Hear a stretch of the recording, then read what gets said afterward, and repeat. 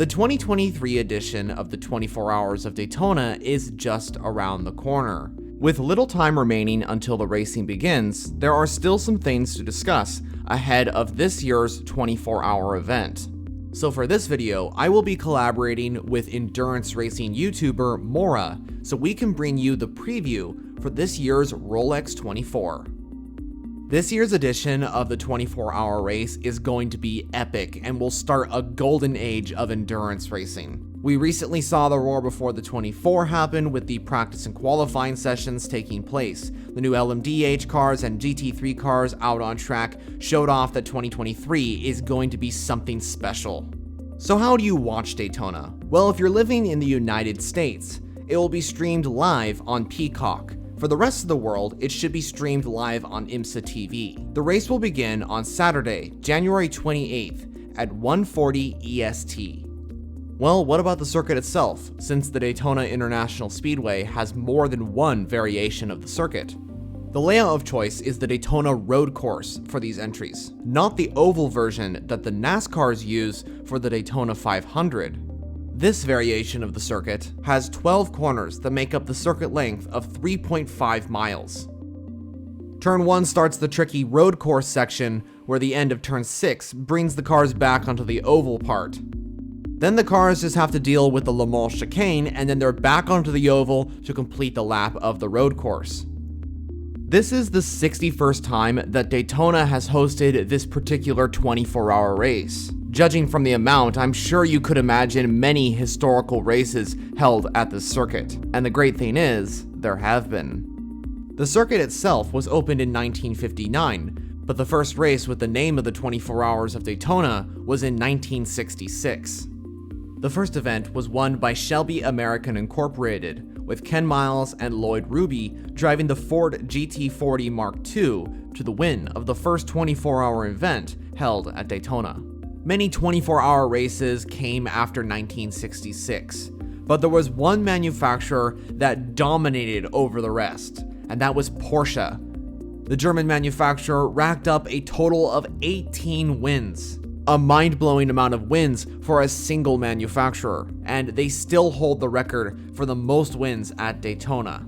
What's interesting is that Porsche could be getting their 19th victory if they win the 2023 edition. So, in the 2023 GTP 24 Hours of Daytona qualifying, it was Blomqvist Meyershank Acura Racing that took the pole position with an amazing 1 minute 34 seconds and 31 thousandths. This time was just 5 tenths short from the fastest DPI time set back in 2019 in Daytona by Mazda. This was impressive, as some people were saying that LMDH wouldn't be as quick as DPI, but at the end, they all proved us wrong. Next up is the BMW LMDH. They weren't exactly close to the top, with the best BMW, which was the number 24, being 7 tenths off Blomqvist, and it was second to last. Now, there were some opinions regarding some of the BMW drivers, since some didn't even have prototype racing experience up until this season. But being realistic, the M Hybrid LMDH is the prototype with the lowest mileage in comparison with the other three from the current GTP field, and that really meant a lot to them. What about the Porsche BOP drama though? As seen in qualifying, the brand new Porsche GT3 was massively off the pace, with most specifically 3 seconds from the GTD pole. It was expected to see them getting a BOP boost before the race, but there simply wasn't a change, which made a lot of fans and the people back at Porsche mad. Of course, we want to see close battles, and that includes all cars and all categories, but 3 seconds isn't exactly close. So why haven't they changed their BOP? For now, it remains a mystery, but what is for certain is that they are unlikely to be anywhere near the front of the field. So let's go over the starting grid for this year's Rolex 24. We'll start out from 61st position up to 29th, as those positions include the GTD and GTD Pro classes. The GT racing at this year's event is expected to be awesome, especially with how many cars are on the grid in the GTD Pro and GTD classes.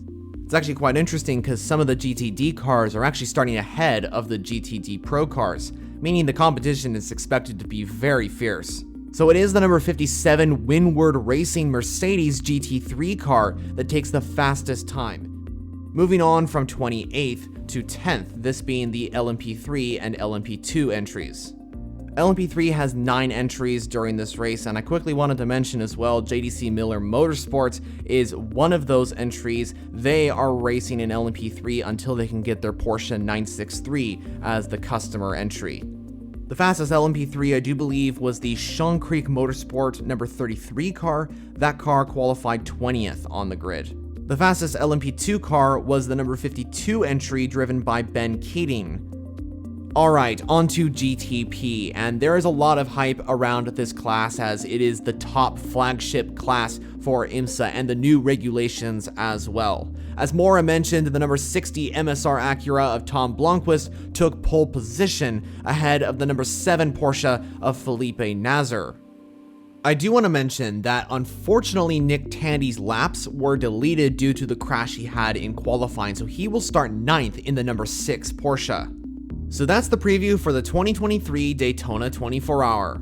I hope this video was informative, and are you excited for this year's Rolex 24? Let me know your thoughts down in the comments section. If you're interested in seeing more endurance content similar to this, check out one of the videos to the right of your screen from either one of our channels.